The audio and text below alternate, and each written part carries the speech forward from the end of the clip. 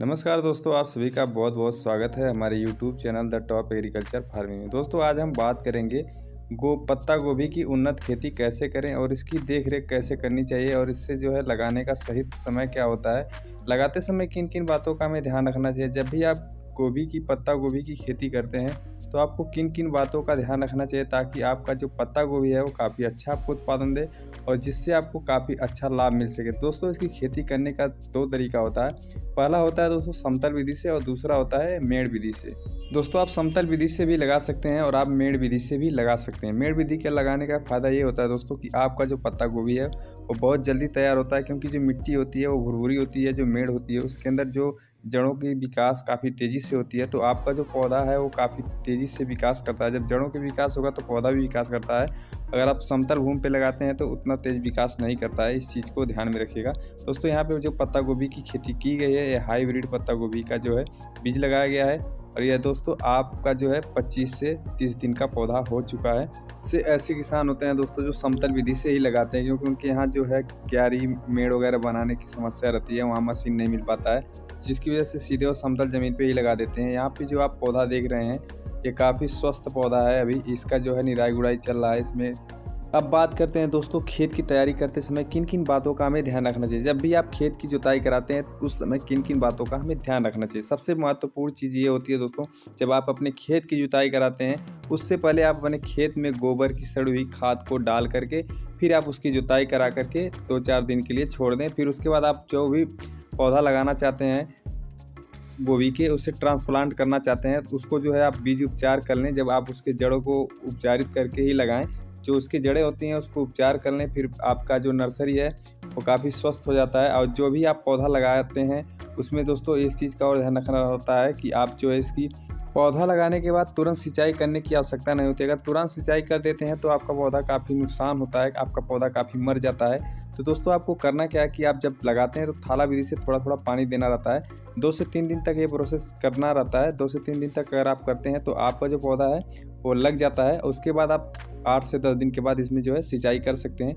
पत्ता गोभी की खेती दोस्तों अगेती और पिछेती की जाती है। अगर आप अगेती करते हैं तो आपको काफ़ी अच्छा पैसा मिलता है और पिछेती करते हैं तब भी आपको अच्छा पैसा मिल जाता है। लेकिन अगर आप मध्यम में करते हैं, जैसे सभी किसानों का जब तैयार हो जाता है उस समय अगर आप मार्केट में ले जाएंगे तो आपको उतना अच्छा रेट नहीं मिलेगा, क्योंकि उस समय सबके पास होता है, जिसकी वजह से आपको अच्छा रेट नहीं मिलता है। आप कोशिश करना चाहिए कि आप अगेती करें और पिछेती करें। पत्ता गोभी के पौधे को ट्रांसप्लांट करने के बाद इसकी पौध से पौध की दूरी कितनी होनी चाहिए, लाइन से लाइन की दूरी कितनी होनी चाहिए, दोस्तों इन सब बातों को हम बताएंगे। दोस्तों सबसे पहले हम बात करते हैं लाइन से लाइन की जो दूरी है वो जो है 2 से 2.5 फीट रखी जाती है और पौध से पौध की दूरी जो है दोस्तों 2 से 1.5 फीट रखी जाती है। जैसी पत्ता गोभी की प्रजाति होगी उस हिसाब से उसकी दूरी तय की जाती है। अगर हाइब्रिड है तो आप जो है नज़दीक लगाएं, क्योंकि वो काफ़ी बड़ा हो जाता है, जिसकी वजह से मार्केट में उतना अच्छा पकड़ नहीं रहता है। जब आप नज़दीक लगाएंगे तो आपका जो पत्ता गोभी है वो ज़्यादा विकास नहीं करेगा, पौधा जो है छोटा रहेगा, तो आपकी जो पत्ता गोभी है वो छोटी होगी और काफ़ी अच्छी होगी। अब हम बात करते हैं दोस्तों इसमें कौन कौन से कीट लगते हैं। दोस्तों इसमें कीट जो है सुंडी कीट लगता है। इसकी रोकथाम के लिए बहुत सी मार्केट में दवाएं आती हैं, आप उसका उपयोग कर सकते हैं। दोस्तों जब आप अगेती करते हैं तो सुंडी कीट लगते हैं, लेकिन आप अगर जाड़े के मौसम में कर रहे हैं तो आपके पत्ता गोभी में बहुत कम जो है सुंडी कीट का प्रकोप होता है, तो अगेती में ही आपको दवा वगैरह डालने की आवश्यकता पड़ती है। लेकिन अगर आप ठंडक के मौसम में करते हैं तो आपको जो है दवा का उतना प्रयोग करना नहीं पड़ता है। तो सुंडी कीट से बचाने के लिए दोस्तों आप नीम के तेल का स्प्रे करना चाहिए। इससे भी आपके जो सुंडी कीट है वो अगर आप पहले से स्प्रे करते हैं तो आपकी फसल में जो है सुंडी कीट नहीं आएंगे। जब बीमारियां लग जाती हैं तब आप अगर प्रयोग करते हैं तो जो है सुंडी कीट को कंट्रोल नहीं किया जा सकता है। लेकिन अगर आप पहले से, जैसे इस अवस्था में अगर आप शुरू से ही कर रहे हैं तो आपके जो पत्ता गोभी की फसल है उसमें सुंडी कीट का प्रकोप नहीं होगा। तो पहले से अगर कर रहे हैं तो ठीक है, अगर नहीं किए हैं तो अगर आपके पत्ता गोभी की फसल में सुंडी कीट का प्रकोप हो गया है तो उसकी रोकथाम के लिए आप रासायनिक दवाओं का प्रयोग कर सकते हैं। पत्ता गोभी की फसल में फंगस की भी बीमारियां अटैक करती हैं। इसकी रोकथाम के लिए आपको जो है आपको 15 दिन के अंतराल पे फंगीसाइड का स्प्रे करना चाहिए, हर 15 दिन के अंतराल पे। इससे आपके फसल में फंगस की बीमारियां नहीं अटैक करेंगी। जब आप खेत की निराई गुड़ाई करते हैं तो उस समय जो आप रासायनिक खाद देना चाहते हैं, डीएपी, यूरिया और सिंगल सुपर फास्फेट, दानेदार सिंगल सुपर फास्फेट को आप मिला करके आप अपने खेत में डाल दें। पत्ता गोभी की फसल में अगर आप चाहते हैं कि आपके पत्ता गोभी की फसल में खरपतवार न उगे तो आपके लिए काफ़ी अच्छा दवा है, मैं बताने वाला हूँ। पेंडामेथिलीन 30 इसी के नाम से दवा आती है मार्केट में।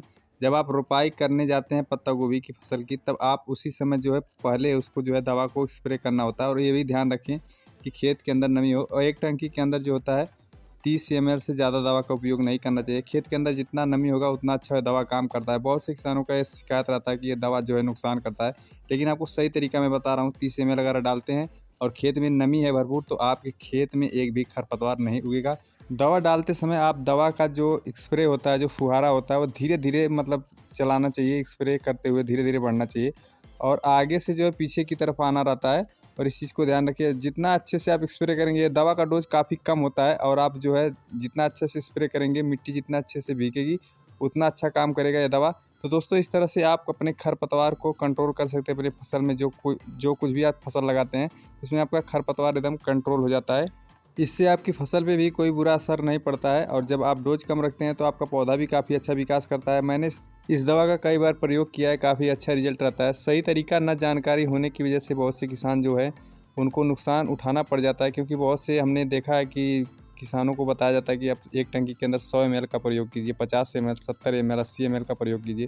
तो इससे जो है काफ़ी नुकसान हो जाता है किसानों का। उनको सही तरीका नहीं पता होता है, जिसकी वजह से उनका फसल नुकसान हो जाता है। वो फिर दोबारा जो है उस दवा का प्रयोग नहीं करते। दवा काफ़ी अच्छा काम करती है, मैंने कई बार प्रयोग किया है। यह दवा अगर शाम के टाइम डाला जाता है तो जो मौसम होता है वो धीरे धीरे ठंड हो जाता है, जिससे जो है मिट्टी के अंदर नमी आ जाती है और काफ़ी अच्छे से जो है दवा फैल जाता है। अगर आप सुबह में या फिर दोपहर में डालते हैं तो इसका उतना अच्छा रिजल्ट नहीं मिलता है। खरपतवार आपको देखने को मिल जाएगा उगा हुआ, क्योंकि उस समय जो गर्मी होती है बहुत ज़्यादा, जिसकी वजह से आपका जो मिट्टी के अंदर नमी है वो तुरंत उड़ जाती है, जिसकी वजह से दवा फैल नहीं पाता है। तो इस चीज़ को अगर आप ध्यान में रखेंगे तो काफ़ी अच्छा आपके खेत में जो है आपको इसका रिजल्ट देखने को मिलेगा इस दवा का। पत्ता गोभी की फसल जब आप लगाते हैं तो उसमें एक दवा आती है रीजेंट अल्ट्रा बायर के नाम से, उसको जो है आप अपने खेत में डाल देंगे तो काफ़ी अच्छा रहता है। कीटों का प्रकोप बहुत कम हो जाता है। इस चीज़ को अगर आप प्रयोग कर लेते हैं पहले, तो आपके फसल में बहुत कम कीट लगते हैं। और जब भी आप बीज डालते हैं तो बीज उपचार कर लें कार्बेंडाजिम या फिर मैंकोजेब से। बीज को उपचार करके जो है फिर आप जो है डालें, या फिर आप बीज की रोपाई करते हैं तो उससे भी मैंकोजेब या फिर कार्बेंडाजिम नामक दवा से जो है बीज को उपचार कर लें। उसके बाद फिर आप इसकी रोपाई करें तो काफ़ी स्वस्थ हो जाता है पौधा, बीमारियां कम लगती हैं। इस चीज़ को अगर आप ध्यान में रखेंगे तो काफ़ी अच्छा आपको उत्पादन मिलेगा। पत्ता गोभी की खेती के बारे में मैंने जानकारी दे दी है। पत्ता गोभी की खेती संपूर्ण भारत में की जा सकती है, लगभग सभी राज्यों में। इसकी अगेती और पछेती और समय का अंतराल हो सकता है। तो इस तरह से आप जो है पत्ता गोभी की खेती कर सकते हैं और काफ़ी अच्छा उत्पादन ले सकते हैं। यह वीडियो कैसी लगी? अगर वीडियो अच्छी लगी हो तो वीडियो को लाइक करके जाइएगा। चैनल पर पहली बार आए हैं तो चैनल को सब्सक्राइब कर लीजिएगा, ताकि आने वाली हर एक वीडियो की नोटिफिकेशन आपको मिल सके।